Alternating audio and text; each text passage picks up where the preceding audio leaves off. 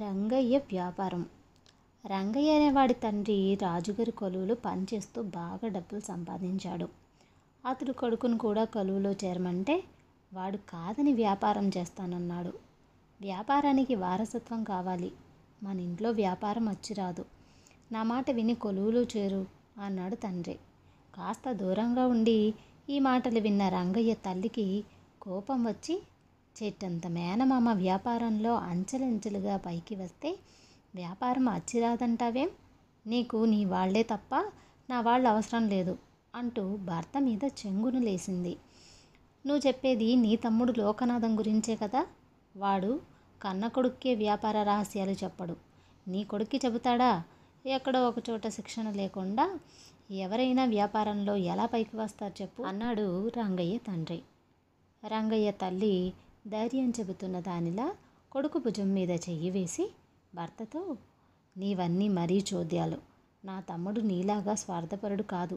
నగల దుకాణాన్ని కొడుకు అప్పచెప్పి తను మాత్రం ఇప్పటికీ కిరాణా దుకాణమే చూసుకుంటున్నాడు. తన కూతురు బల్లిని మన రంగయ్యకి ఇవ్వాలనుకుంటున్నాడు. అడగాలే కానీ వాడు మన రంగణ్ణి ఒళ్ళో కూర్చోబెట్టుకుని మరీ వ్యాపార రహస్యాలు బోధిస్తాడు అన్నది. తల్లిదండ్రులు ఇలా గొడవ పడుతుంటే రంగయ్య చిరాకుపడి, మీ గొడవ మీది, నా గురించి ఆలోచించరే, నాకు సొంత తెలివి ఉంది, ఒకరి సలహా నాకు అక్కర్లేదు, వ్యాపారంలో నా అంతట నేనే రాణించగలను, అర్థమైందా అన్నాడు. అయితే మహా చక్కగా రాణించు, నేను మాత్రం పెట్టుబడికి ఒక్క పైసా ఇవ్వను అన్నాడు రంగయ్య తండ్రి. నేనిస్తాను అన్నది రంగయ్య తల్లి పట్టుదలగా. నా వ్యాపారానికి తెలివి పెట్టుబడి, మీ ఇద్దరి దగ్గర డబ్బు నేను తీసుకోను, నాకు అక్కర్లేదు. ఒక ఏడాది పాటు నన్ను మర్చిపోండి, ఆ తర్వాత మంచి వ్యాపారినై తిరిగి వస్తాను అంటూ రంగయ్య ఇల్లు వదిలిపెట్టాడు. దారిలో వాడికొక సాధువు ఎదురయ్యాడు. రంగయ్య సాధువుకు నమస్కరించి తను బయలుదేరిన పని చెప్పి దీవించమన్నాడు. సాధువు పైసలు అడిగితే ఆశ్చర్యపడి, సర్వసంగ పరిత్యాగివి, నీకు డబ్బెందుకు అని అడిగాడు. డబ్బు కోసమే కదా ఈ వేషం, నాకు చదువు రాదు, ఏ పని చేత కాదు, కాలు చెయ్యి సక్రమంగా ఉన్నాయి, ఈ వేషం వల్ల తప్ప డబ్బు రాదు, పొట్ట గడవదు అన్నాడు సాధువు. అంటే ఈ వేషం కూడా ఒక వ్యాపారమే అన్నమాట అన్నాడు రంగయ్య అనుమానంగా. పేర్లలో తేడా తప్ప లోకంలో వ్యాపారం కానిదంటూ ఏదీ లేదు అని సాధువు ఒక క్షణం ఆగి, అయితే ఒక పని చేద్దాం, నేనిప్పుడు చేస్తున్న వ్యాపారంలో నిన్ను కూడా భాగస్థుడిగా చేర్చుకొని బాగా వృద్ధి చేయదలిచాను, లాభాలను చెరిసగం పంచుకుందాం అన్నాడు. ఇందుకు రంగయ్య ఇష్టంగానే సరేనన్నట్టు తలాడించాడు. ఆ మర్నాడే 10 మంది నడిచే దారిలో పక్కన ఒక గుడారం లేచింది. డబ్బు తీసుకొని పాపాలను కడిగేసే పాపానంద స్వామిగా మారిపోయాడు సాధువు. మారువేషం వేసుకొని వాడి శిష్యుడయ్యాడు రంగయ్య. మైలుతుత్తంలో నీరుండటం వల్ల నీలంగా ఉంటుంది. వేడి చేస్తే ఆ నీరు ఎగిరిపోయి అది తెల్లగా అవుతుంది. తెల్లటి మైలుతుత్తాన్ని బయట వదిలితే తిరిగి నీటిని పీల్చుకొని అది నీలంగా మారుతుంది. ఈ సూత్రాన్ని ఆధారంగా చేసుకొని తన పథకాన్ని రూపొందించాడు సాధువు. పాపానంద స్వామికి కుడి పక్కన మరుగుతున్న నీటిపై ఒక పళ్ళెంలో తెల్లటి మైలతుత్తపు పొడిని వేశాడు. ఎడమ పక్కన కాలిన పెనం ఉంటుంది. రంగయ్య డబ్బు తీసుకున్న వ్యక్తి చేతిలో తెల్లని పొడి వేసి కళ్ళు మూసుకోమంటాడు. కాసేపటికి ఆ పొడి నీలంగా మారుతుంది. నీ శరీరంలోని పాపం విషమై ఈ పొడిలో ప్రవేశించింది, కళ్ళు తెచ్చి చూసుకో అంటాడు రంగయ్య. పాపి కళ్ళు తెచ్చి చూసి గజగజ వణికిపోతాడు. ఆ పొడిని సాధువు చేతిలో వేస్తాడు. సాధువు కళ్ళు మూసుకొని మంత్రోచ్చారణ చేసి ఈ పొడిని ఎడమ పక్కన పెనం మీద వేస్తాడు. కొద్ది క్షణాల్లో ఆ పొడి తెల్లబడుతుంది. నీ పాపం గాలిలో కలిసిపోయింది, ఇక వెళ్ళు అంటాడు సాధువు. వాడు తృప్తిగా వెళ్ళిపోతాడు. సాధువు చిటికెడు పొడికి రూపాయి ధర పెడతాడు. ఒకసారి వచ్చిన వాణ్ణి తిరిగి మళ్ళీ వచ్చేలా చేసేందుకు సాధువు ఇలా చెబుతూనే ఉంటాడు. మనిషి పుట్టుక పాపమయం. ఊపిరి పీల్చడంలో వదలడంలో కూడా కంటికి కనిపించని సూక్ష్మజీవాలను మనకు తెలియకుండా చంపుతూ ఉంటాం. మనం వేసే ప్రతి అడుగు మన చేత పాపాలను చేస్తుంది. అందువల్ల పాపాలు లేకుండా బ్రతకలేం. అట్లా అని పాపాలను పూర్తిగా కడిగేసుకోనూ లేము. మీ మీ శక్తిని బట్టి మీలోని పాపాలను ఎంతో కొంత కడిగేసుకోవాలనే నేను ఇక్కడికి వచ్చాను ఆ విధంగా మీకు పూర్తిగా కాకపోయినా ఎంతో కొంత ఉపశమనం కలుగుతుంది. ఇందువల్ల మళ్ళీ మళ్ళీ వచ్చిన ఆ పొడి ఇంకా ఇంకా నీలంగా మారుతూనే ఉన్నదేమన్న శంక పాపులకు కలిగేది కాదు. వచ్చిన పాపుల్లో కొందరు ఒక చిటికెడు పొడినే తీసుకునేవారు, కొందరు ఇంకా ఎక్కువ తీసుకునేవారు. కొందరు ఒక్కసారి వస్తే కొందరు ప్రతిరోజు వచ్చేవారు. అన్ని రోజులు గుడారం వద్ద ఎంతో సందడిగా ఉండేది. ఇలా కొన్నాళ్ళు జరిగాక ఒకరోజు రంగయ్య సాధువుతో, ఇప్పటికే చాలా సంపాదించాం, ఇక నువ్వు పాపానంద స్వామి అవతారం చాలించటం మంచిది అన్నాడు. సాధువు ఇందుకు ఒప్పుకోక ఇంకా సంపాదించాలన్నాడు. అయితే రంగయ్య సాధువుతో, అత్యాశకపోతే ఉన్నదానికే మోసం వస్తుంది. ప్రపంచంలో మనమొక్కరమే తెలివైన వాళ్ళం కాదు, ఇంకా చాలామంది ఉంటారు. మన వంటి వాళ్ళు అద్భుతాలు ప్రారంభించగానే వాళ్లకు అనుమానం వస్తుంది. అయితే వేలం వేరే జనాలు వాళ్ళ మాటలు వినరు. ఆరంభంలో ఆ వెర్రి తగ్గాక తెలివైన వాళ్ళు రంగంలోకి దిగి మన బండారం బయట పెడతారు. వ్యవహారాన్నంత వరకు తీసుకురావద్దు అని హెచ్చరించాడు. దానికి సాధువుకు కోపం తెచ్చుకొని, నిన్ను ముందు భాగస్థుడిగా చేర్చుకొని తరువాత నా అంత వాణ్ణి చేసి నేను మరొక చోటుకు తరలిపోదామనుకుంటే ఇదా నువ్వు నాకిచ్చే సలహా అని సంపాదించిన డబ్బు లెక్కించాడు. మొత్తం 1,00,000 రూపాయలని తేలింది. సాధువు వాడికి 50,000 రూపాయలు ఇవ్వబోయాడు. కానీ వాడా మొత్తం తీసుకోక, నీ పాపభారంలో సగం నా నెత్తికి ఎత్తబోతున్నావు, వద్దు, ఒక్క 5,000 ఇవ్వు చాలు, కాస్త తేలిగ్గా ఉంటుంది అన్నాడు. తర్వాత రంగయ్య సాధువు ఇచ్చిన డబ్బు తీసుకొని వేషాన్ని కాస్త మార్చుకొని మేనమామ లోకనాథం ఉండే త్రినాథపురం వెళ్ళాడు. ఆ సమయంలో లోకనాథం కిరాణా దుకాణంలో ఉన్నాడు. మారువేషంలో ఉన్న తనను మేనమామ గుర్తుపడతాడో పట్టడో అని రంగయ్య దుకాణానికి వెళ్ళి, నాకు ఎండు ఖర్జూరాలు కావాలి, ధర ఎంతైనా పర్వాలేదు అన్నాడు. లోకనాథం వాడిని గుర్తుపట్టక, ఇంకా మీకేమైనా కావాలా బాబు అని అడిగాడు. చాలా పెద్ద జాబితానే ఉంది, ఎండు ఖర్జూరాలున్నది లేనిది చెప్పు అన్నాడు రంగయ్య.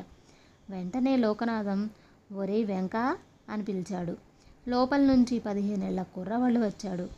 లోకనాథం వాడిని ఎండు ఖర్జూరాలున్నాయా అని అడిగితే ఉన్నాయన్నాడు. రంగయ్యకు కావాల్సిన ఎండు ఖర్జూరాలు పొట్లం కట్టి ఇవ్వమని లోకనాథం చెప్పగానే వాడు తిరిగి లోపలికి వెళ్ళిపోయాడు. అప్పుడు లోకనాథం గోపి అని పిలవగానే ఇంకొక కుర్రాడు వచ్చాడు. వాడితో లోకనాథం, బాబుగారికి ఏం కావాలో తూకం తూచి పొట్లాలు కట్టు అని చెప్పాడు. కొంతసేపటికి వెంకడు వచ్చి, బస్తడు ఎండు ఖర్జూరాలు ఉండాలి, ఎక్కడో కనబడటం లేదు అన్నాడు. ఆ ముక్క చెప్పడానికి ఇంతసేపా, బాబుగారు అలా నిలబడి ఉండిపోయారు కదా అని లోకనాథం విసుక్కుని రంగయ్యతో, మా దుకాణంలో లేని సరుకు మీకు మరెక్కడా దొరకదు, కాబట్టి మీ సమయం వృధా అయ్యిందనుకోనక్కర్లేదు అన్నాడు. కానీ ఈ మాట కాస్త ముందే తెలిస్తే బాగుండేది, ముందు ఉన్నాయన్నాడు, తర్వాత లేవన్నాడు. వెతకడానికి ఇంతసేపా అన్నాడు రంగయ్య చిరాగ్గా. ఏం చేసేది బాబు, ఆ వెంకడికి అమ్మా నాన్న లేరు, పొట్ట గడిచేందుకు వేరే దారి లేదు, అడుక్కునేందుకు పౌరుషం, కష్టపడి పని చేసుకొని బ్రతుకుతానంటాడు. వాడికి పని ఎవరిస్తారు, వ్యాపారస్తుడికి కాస్త జాలి ఉండాలి బాబు, అందుకే వాడిని పనిలో పెట్టుకున్నాను. తప్పు నాది, కాబట్టి వాడి వల్ల ఇబ్బంది కలిగితే మీ బోటివారు అనే మాటలు నేనే భరించాలి అన్నాడు లోకనాథం. రంగయ్య మహా గొప్ప వ్యాపారివే అని మనసులో అనుకుని, ఆ వెంకటికి ఊళ్ళో లోకనాథం అనే వ్యాపారి అయినా తెలుసా, తెలిస్తే జాగ్రత్తగా ఈ పొట్లాలు ఆయన ఇంటికి చేర్పించాలి, ఆయన నా మేనమామ అని వెనక్కు తిరిగి అక్కడి నుంచి కదిలాడు. లోకనాథం ఉలిక్కిపడి దుకాణంలో నుంచి బయటకు వచ్చి, ఊరి రంగడా నువ్వా, గుర్తుపట్టలేకపోయాను, పద పద ఇంటికి పోదాం అన్నాడు. రంగయ్య ఆశ్చర్యంగా, దుకాణాన్ని ఇలా వదిలేసి వచ్చేస్తావా, అసలే ఆ వెంకడు తెలివి తక్కువవాడు అన్నాడు. లోకనాథన్ నవ్వి, అదంతా ఇతరుల కోసంలే, ఆ వెంకడు మహా చురుకైన వాడు, నమ్మకస్తుడు, వాడి మూలంగానే ముసలితనంలో కిరాణా దుకాణం నడపగలుగుతున్నాను అన్నాడు. అయితే మరి ఎండు ఖర్జూరాల విషయంలో అలా చేశాడేం అని అడిగాడు రంగయ్య అర్థం కాక. ఎండు ఖర్జూరాల కోసం వచ్చిన బేరాన్ని పోగొట్టుకోలేం కదా, నీకు ఇంకా చాలా సరుకులు కావాలి, వాటిని గోపి చేత పొట్లాలు కట్టించి వీడు చకచక ఎండు ఖర్జూరాల కోసం 4 దుకాణాలు తిరిగి వచ్చాడు, ఎక్కడా లేవు. జరిగిన ఆలస్యానికి నింద వాడి మీద పడింది అన్నాడు లోకనాథం. రంగయ్య కొంతసేపు ఆలోచిస్తూ ఉండి, అంటే వ్యాపారము మోసమే, అయినా వచ్చేది తక్కువ. నేను మరొకడితో కలిసి మోసం చేసి 2 నెలల్లో సంపాదించింది వ్యాపారంలో సంపాదించాడంటే ఏడాది పైన పడుతుంది అని తన కథంతా మేనమామకు చెప్పాడు. లోకనాథం పెద్దగా నవ్వి, సరుకుల్లో కల్తీ చేస్తే అది మోసం, కొనేవాళ్ల అసహాయత కనిపెట్టి ధరలు అదే పనిగా పెంచితే అది మోసమే. నేను అలాంటి వ్యాపారం చేయడం లేదు. నా తెలివితో వచ్చిన వాళ్ళను ఆకట్టుకుంటూ వ్యాపారం చేస్తున్నాను అన్నాడు. రంగయ్య ఒక్క క్షణం ఆలోచించి, ఇప్పుడు నా తెలివిని వ్యాపారానికి ఉపయోగించాలో మోసానికి ఉపయోగించాలో తెలియడం లేదు. అదీ కాక సొంత తెలివితో రాణిస్తానని ప్రగల్భాలు పలికి ఇల్లు విడిచి వచ్చాను. ఇప్పుడు నీ సలహా తీసుకోవాలో లేదో కూడా నాకు అర్థం కావడం లేదు అన్నాడు. లోకనాథం మేనల్లుడి భుజం తట్టి, మోసం చేసే డబ్బు సంపాదించడంలో నిజమైన తృప్తి ఉండదు. నీ తెలివిని వ్యాపారానికే ఉపయోగించు.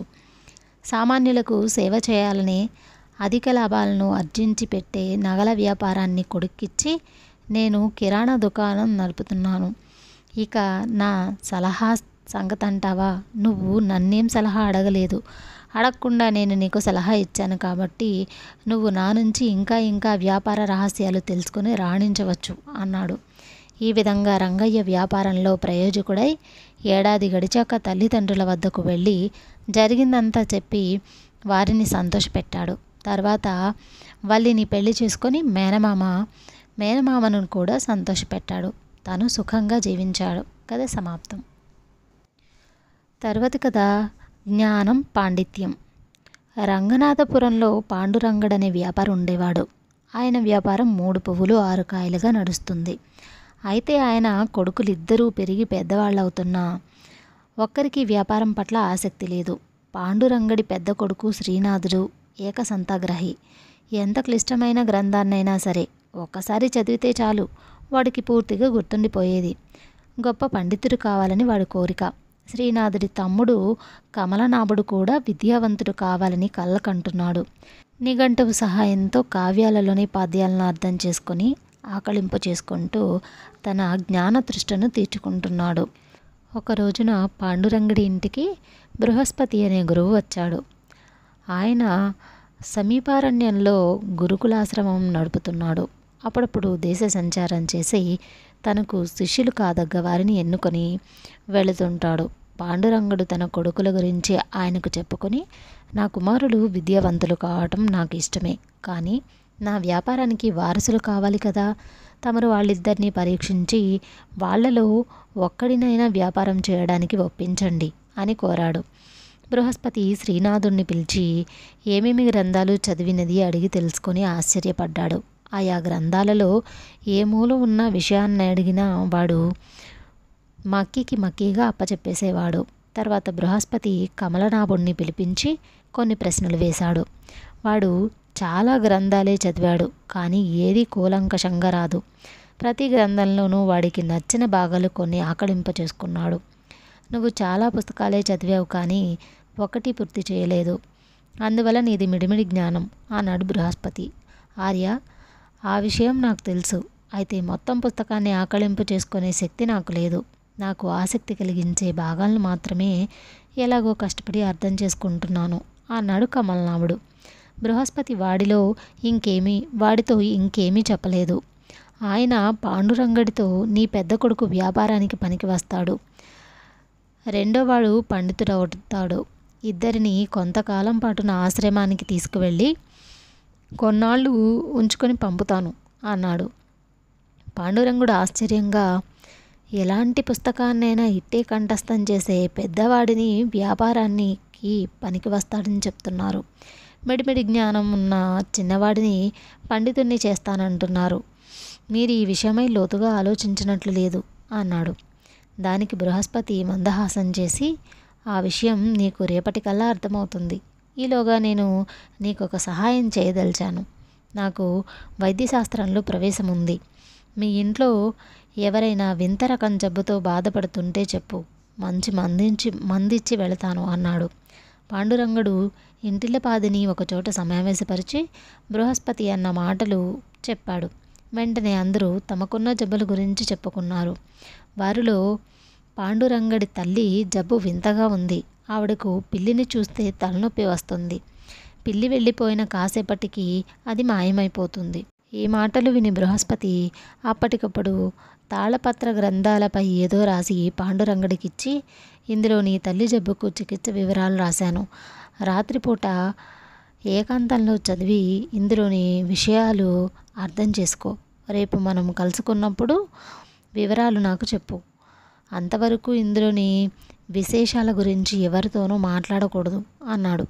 తర్వాత ఆయన శ్రీనాథుడికి, కమలనాభుడికి 2 తాళపత్ర గ్రంథాలిచ్చి, వైద్యశాస్త్రానికి సంబంధించిన గ్రంథానికి 2 ప్రతులు నా దగ్గరుంటే మీకు ఇస్తున్నాను. ఒక రాత్రిలో మీరు ఈ గ్రంథాన్ని ఎంతగా అర్థం చేసుకోగలరో ప్రయత్నించండి అని చెప్పాడు. ఆ రోజు గడిచింది. మర్నాడు అందరూ సమావేశమైనప్పుడు ముందుగా పాండురంగడు, ఆర్య, నాకు సంస్కృత భాష రాదు. తమరు తాళపత్ర గ్రంథాల మీద ఆ భాషలో రాసిన శ్లోకాలను అర్థం చేసుకోవడం నా వల్ల కాలేదు అన్నాడు. బృహస్పతి నవ్వి శ్రీనాథుడి వంక చూశాడు. వాడు గర్వంగా, మీరిచ్చిన గ్రంథాన్ని పూర్తిగా కంఠస్థం చేశాను. ఎక్కడి శ్లోకమైనా అడగండి, అప్పచెబుతాను అన్నాడు. బృహస్పతి వాడిని పలు విధాలా పరీక్షించి, మొత్తం గ్రంథాన్ని కంఠస్థం చేయగలిగావు. ఒక్క రోజులో ఇది సాధించటం సామాన్యం కాదు. నువ్వు అసాధారణ ప్రజ్ఞావంతుడివి అని మెచ్చుకొని కమలనాభుడిని వంక చూశాడు. కమలనాభుడు వినయంగా తల వంచుకొని, ఈ గ్రంథంలో భాష చాలా క్లిష్టంగా ఉంది. అందువల్ల నాకు అది ఆకలింపు చేసుకోవటం చేత కాలేదు. అయితే ఇందులో ఒక చోట మా బామ్మ జబ్బుకు సంబంధించిన ప్రసక్తి కనబడింది. ఆ కాస్త నిఘంటువు తీసుకొని అర్థం చేసుకున్నాను. ఆవిడ జబ్బును పెరటి మొక్కల సాయంతోనే నయం చేయవచ్చు అని చెప్పాడు. ఇందుకు బృహస్పతి తలాడించి, శ్రీనాథుడి జ్ఞానశక్తిని అద్భుతమైనదని, వ్యాపారస్తుడికి జ్ఞానశక్తి ఎన్నో విధాలా పనికి వస్తుంది. అందుకే నేను శ్రీనాథుడిని నా వద్ద కొన్నాళ్ళు ఉంచుకొని వ్యాపారస్తుడిగా తీర్చిదిద్దాలనుకుంటున్నాను. కమలనాభుడు గొప్ప పండితుడు కాగలడని నా నమ్మకం. వాడిని విద్యావంతుడిగా తీర్చిదిద్దే బాధ్యత కూడా నాదే అన్నాడు. ఈ నిర్ణయం అన్యాయమని, తనకు పండితుడు కావాలని ఉన్నదని శ్రీనాథుడు గోల పెట్టాడు. అప్పుడు బృహస్పతి గంభీరంగా, నా నిర్ణయం సరైనదేనని ఈ పాటికి కనీసం నీ తండ్రికైనా చక్కగా తెలిసి ఉంటుంది. పాండురంగా, నీ అభిప్రాయం ఏంటో చెప్పు అన్నాడు. పాండురంగడు కొంతసేపు మౌనంగా ఆలోచిస్తూ ఊరుకొని, శ్రీనాథుడు పుస్తకం వంటివాడు. పుస్తకంలోని విషయాలన్నిటినీ తన జ్ఞాపక శక్తి సహాయంతో మెదడులోకి ఎక్కించేయగలిగాడు. కానీ అందువల్ల ప్రయోజనం ఏమిటి? తన కంఠస్థం చేసిన గ్రంథంలో బామ్మకు వైద్య చికిత్స ఉన్నదని కూడా వాడికి తెలియదు. భాష రాని వాడికి పుస్తకం ఉపయోగపడదని అనడానికి నా అనుభవమే రుజువు. వైద్య చికిత్స ఎలా చేయాలో సంస్కృత భాషలో ఉండటం వల్ల నేను అర్థం చేసుకోలేకపోయాను. పాండిత్యం లేని వాడి జ్ఞానము వృధా అని శ్రీనాథుడు రుజువు చేశాడు. అవసరం మేరకు విషయాన్ని అర్థం చేసుకున్న కమలనాభుడికి పండితుడు కాగల అర్హత ఉంది. ఈ విషయాన్ని అందరికీ అర్థమయ్యేలాగా చెప్పిన బృహస్పతి, గురువర్యులకు మనమందరం కృతజ్ఞులమై ఉండాలి అన్నాడు. ఆ తర్వాత పాండురంగడి తల్లికి చికిత్స జరిగింది. బృహస్పతి వద్ద శిక్షణ పొందిన శ్రీనాథుడు గొప్ప వ్యాపారిగాను, కమలనాభుడు గొప్ప పండితుడిగాను క్రమంగా పేరు తెచ్చుకున్నారు. కథ సమాప్తం.